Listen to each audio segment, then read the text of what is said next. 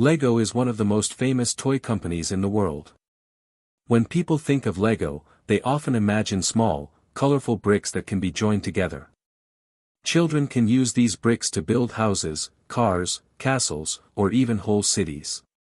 The amazing thing about Lego is that the pieces can fit together in many different ways. This means that one set of Lego bricks can be used to make hundreds of different things.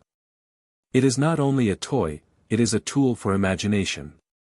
Parents like Lego because it is safe, strong, and lasts for many years.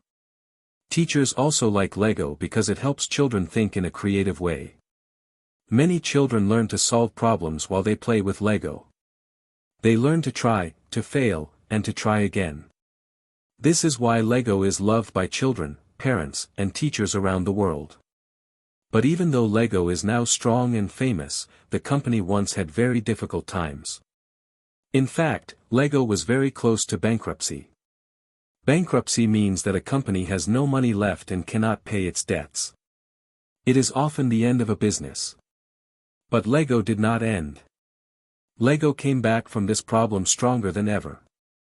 This story will tell how Lego started, how it grew, how it almost died, and how it rose again.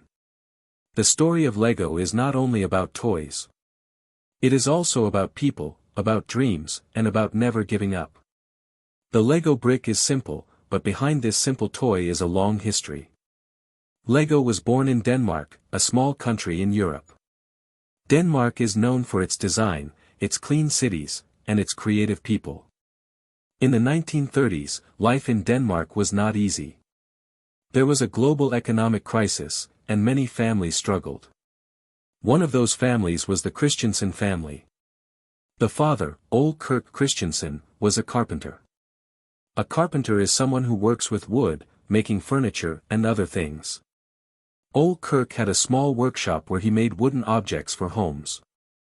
But the world was changing, and business was not good. Still, Ole Kirk had a dream. He wanted to make toys that would bring happiness to children. At first, he made toys from wood. They were simple cars, animals, and small figures.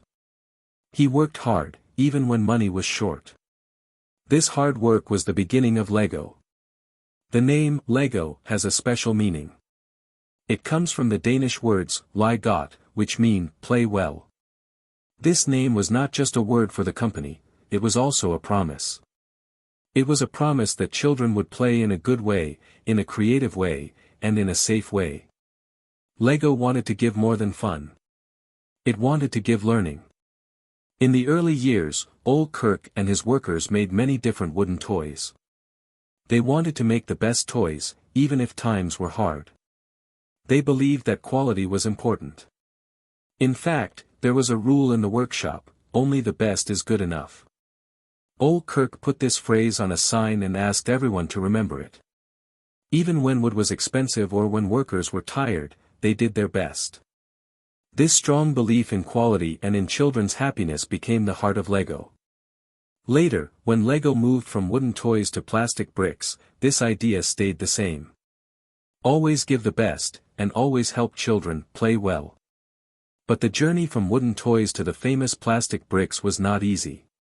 In the beginning, Lego was just a small workshop.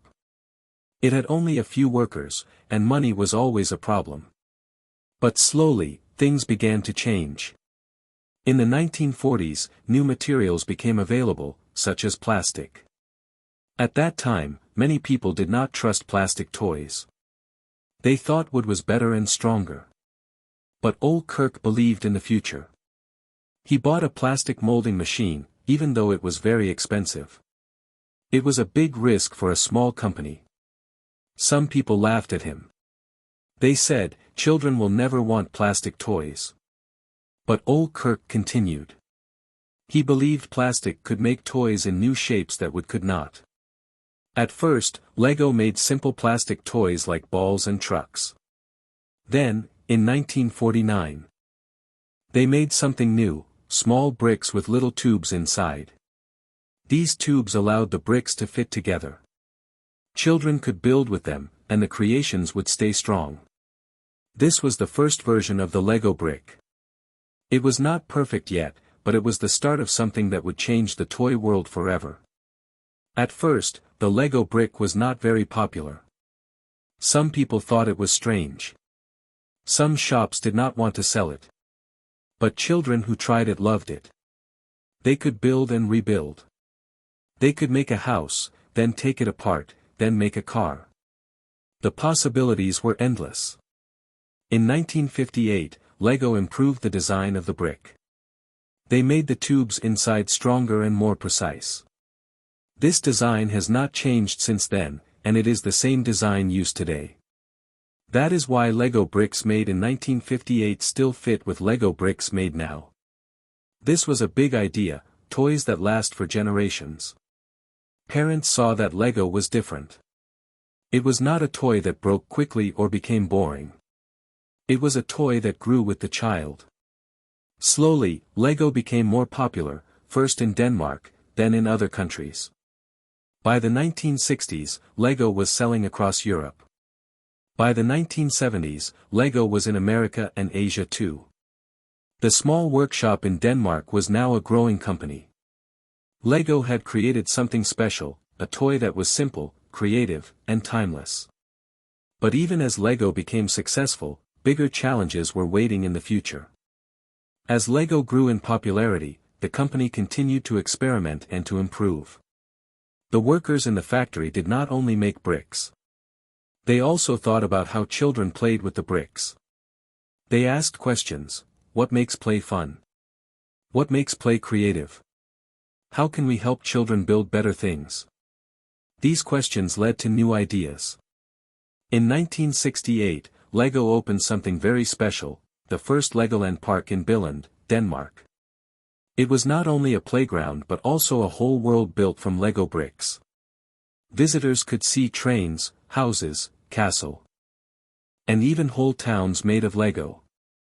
Families came from all over Denmark, and later from other countries, to visit this magical place.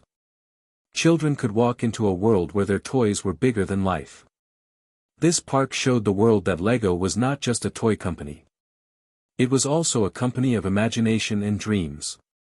The idea of Legoland was very successful, and more parks were later opened in other countries. Lego became more than bricks. It became an experience.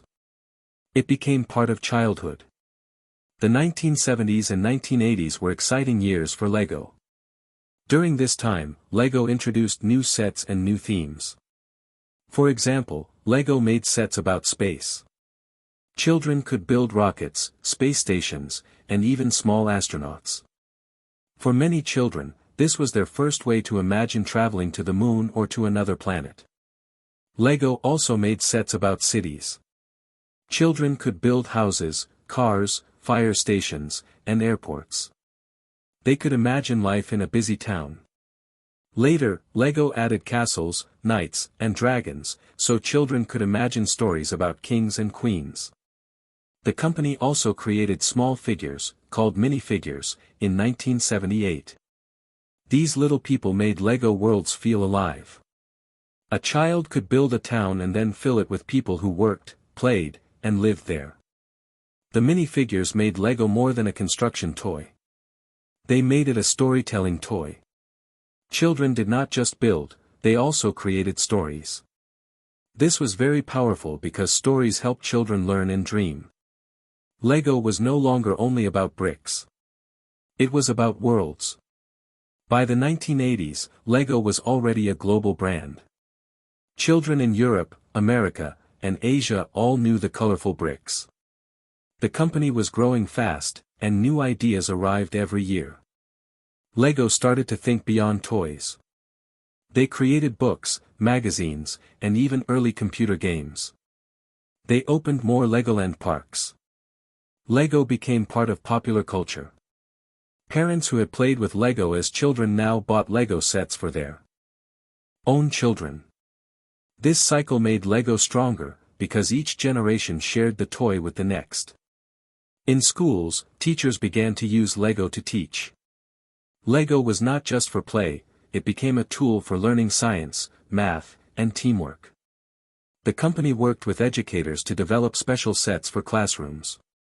These sets help children understand how machines work, how gears turn, and how ideas connect. Lego became respected not only as a toy but also as an educational brand. People believed Lego would last forever. The 1990s continued to bring success. Lego had now become one of the top toy companies in the world. Children could find Lego in almost every country. The brand was strong, the bricks were loved, and the parks were busy with visitors. Lego was even seen as a symbol of creativity and quality. But success also brought new challenges. When a company becomes very large, it must make many decisions about the future. Should it stay focused on its main product? Or should it try to grow into new areas? Lego wanted to grow. The company wanted to do more than bricks. In the 1990s, Lego started to expand very quickly. It made video games, clothes, watches, and even a television show. Lego tried to be everywhere. At first, this seemed exciting.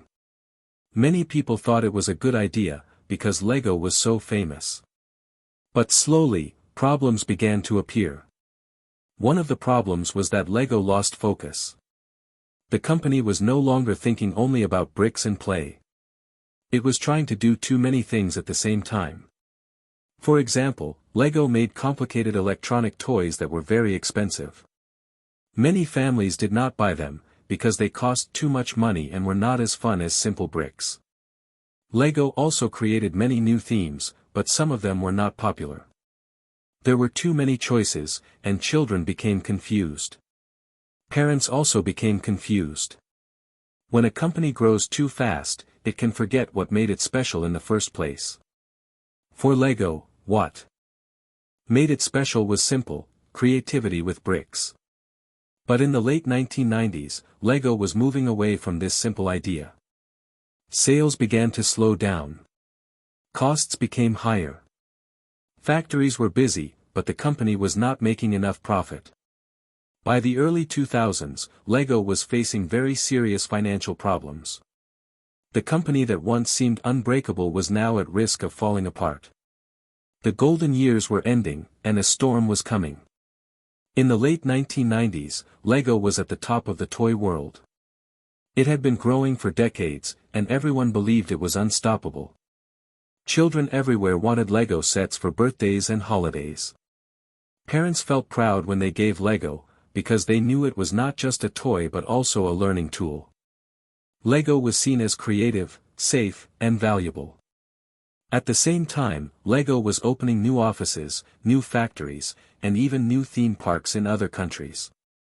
The company felt strong and confident. But sometimes, when things look the best, trouble is already close. Lego managers wanted the company to be more than toys. They wanted Lego to be like Disney, not just a brand of products, but a world of movies, games, clothing, and experiences. This big dream sounded exciting, but it was also dangerous. Lego began to spend more money than it earned. The cost of new projects was very high. The company was investing in many things that did not give good results.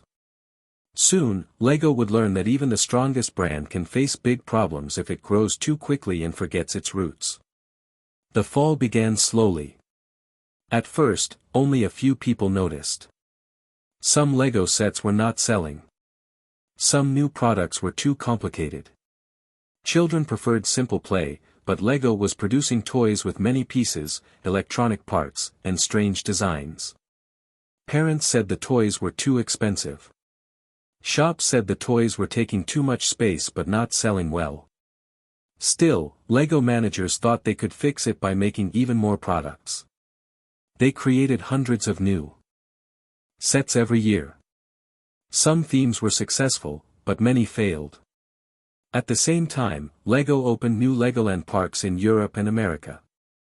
The parks were beautiful but very expensive to build.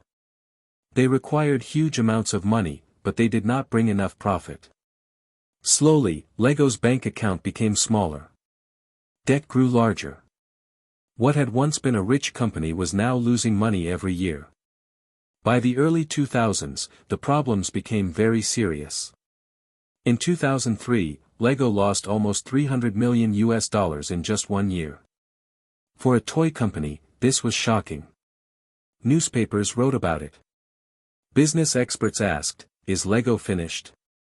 For the first time, people began to imagine a world without Lego. This was hard to believe, because Lego had been part of childhood for so long. But the numbers were clear. Sales were falling. Costs were rising. Factories were too big. Product lines were too many. The company was going in too many directions. Many workers felt nervous. Would they lose their jobs? Would the company close?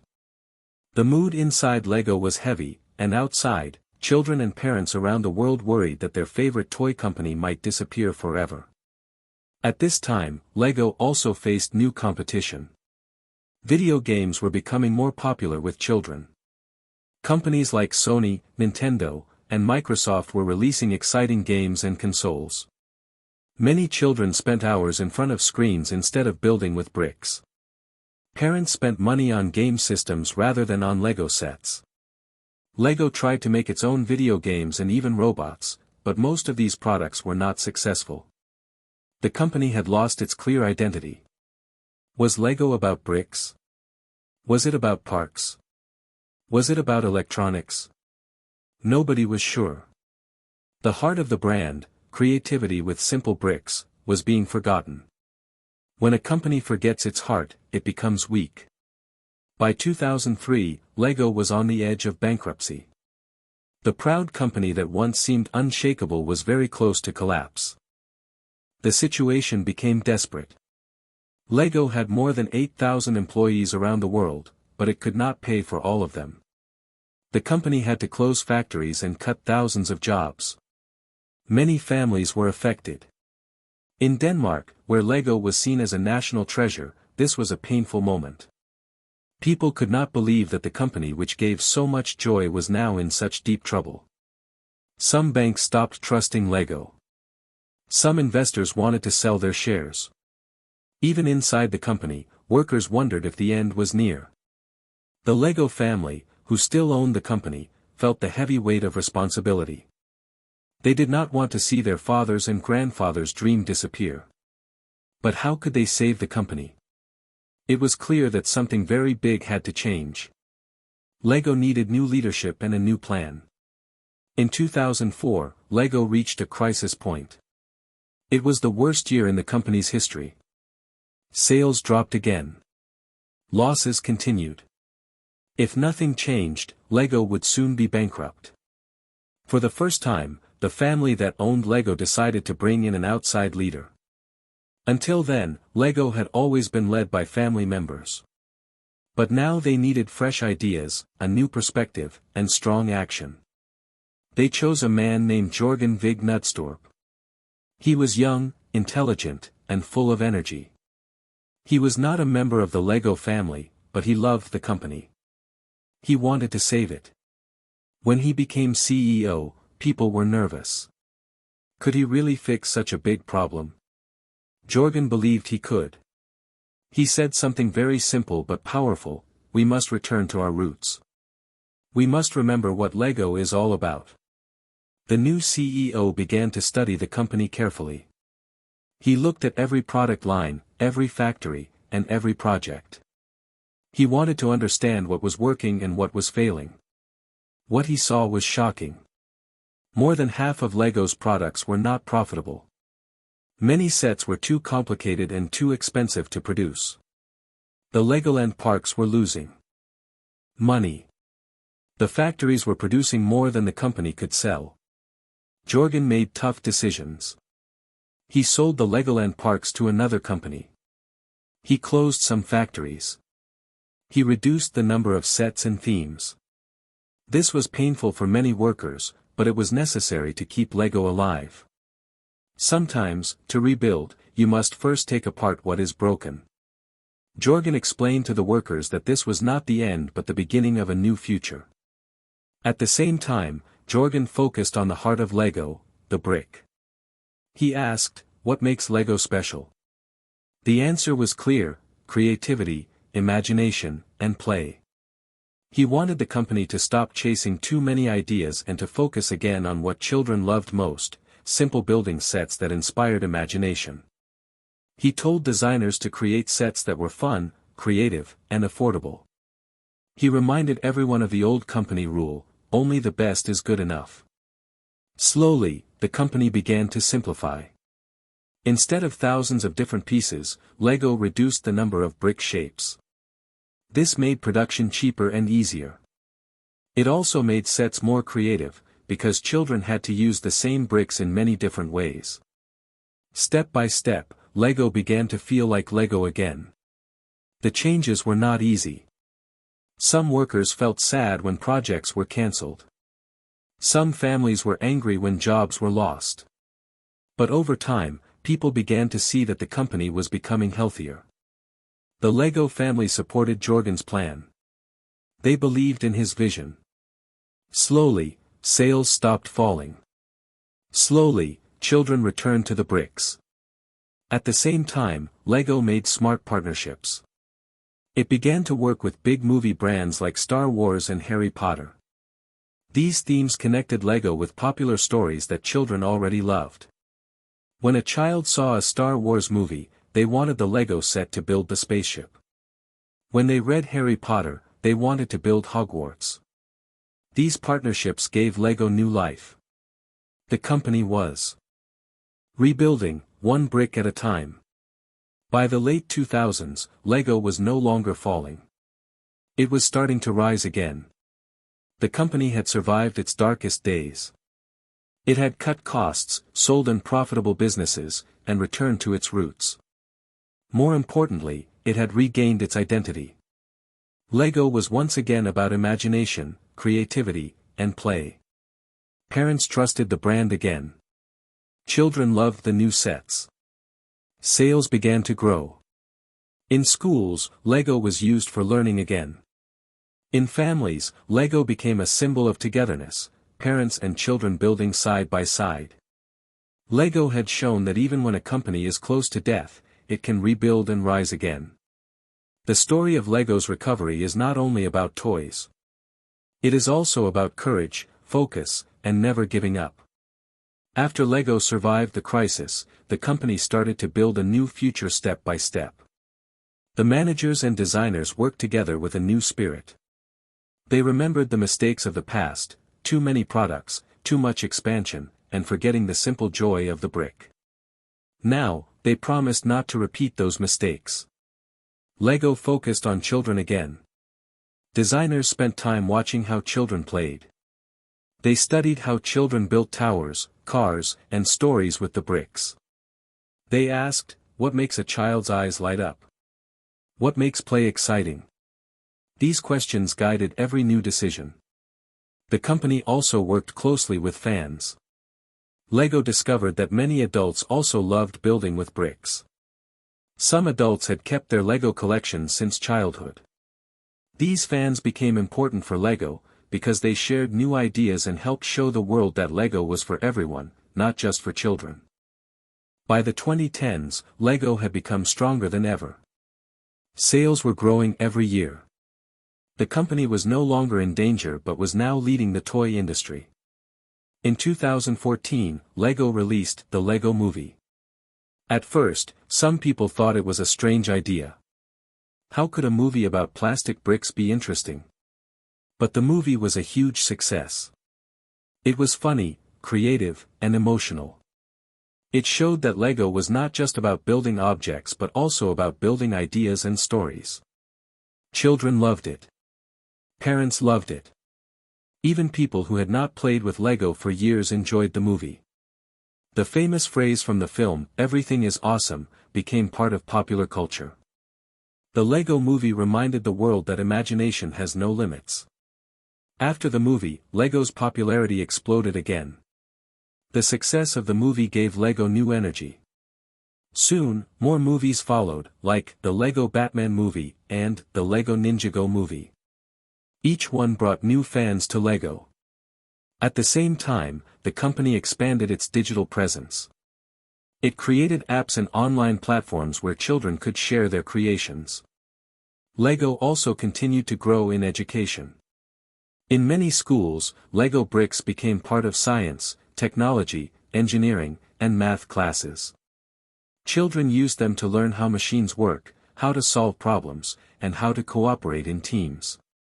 Lego was no longer just a toy company. It was also an entertainment company, an education company, and a community for fans of all ages. It had truly rebuilt itself from near death to global strength. But what made Lego's comeback so powerful was not only money or sales. It was the way Lego returned to its values. The company remembered its original promise: only the best is good enough. Lego chose quality over speed, creativity over confusion, and focus over distraction. The managers did not chase every new trend. Instead, they asked, does this help children play well? Does this inspire creativity? If the answer was no, they said no to the idea. This discipline saved Lego. It showed that sometimes success is not about doing more but about doing less, and doing it better. By focusing again on the brick and the imagination behind it, Lego had rebuilt trust with parents, children, and fans around the world. Today, Lego is considered one of the strongest toy companies in history. It competes with video games, smartphones, and digital entertainment, but it still holds a special place in children's hearts. Why?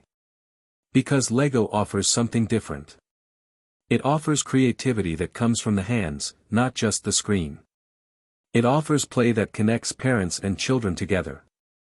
It offers imagination that can last for a lifetime. A Lego set is not just a product, it is an invitation. It invites you to build, to dream, and to rebuild. That is why millions of children still ask for Lego as gifts. That is why adults still build Lego in their free time. And that is why Lego, once close to bankruptcy, now stands stronger than ever. The story of Lego is not only about a toy company. It is also about life. Every person, like Lego, can face times of difficulty. Sometimes we lose focus. Sometimes we make mistakes. Sometimes we feel like everything is falling apart. But Lego teaches us something important: failure is not the end. Failure can be the beginning of something new. Lego almost disappeared, but it used its problems as a chance to rebuild. It cut away what was not important. It returned to what really mattered. In the same way, when we face problems, we can ask ourselves, what is my brick? What is my core? What is truly important in my life? If we focus on that, we can rebuild too. For English learners, Lego's story also gives a lesson.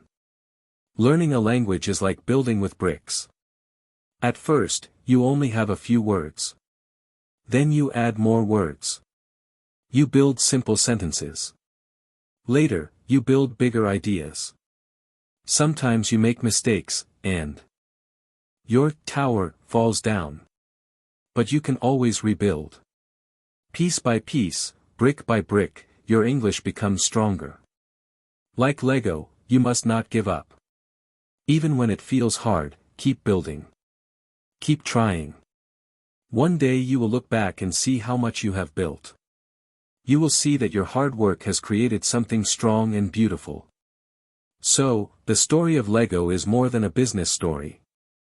It is a story of hope, courage, and creativity. Lego shows us that even in the darkest times, we can find a way to rebuild. We can rise again if we focus on what truly matters. For Lego, that was the brick. For you, it may be your dreams, your learning, or your future. The important thing is to never stop building. Remember, only the best is good enough. If you bring your best effort, if you focus on what is important, and if you keep going step by step, you can overcome challenges. Just like Lego, you can rebuild your life, piece by piece, brick by brick. And when you do, the result will be stronger than before.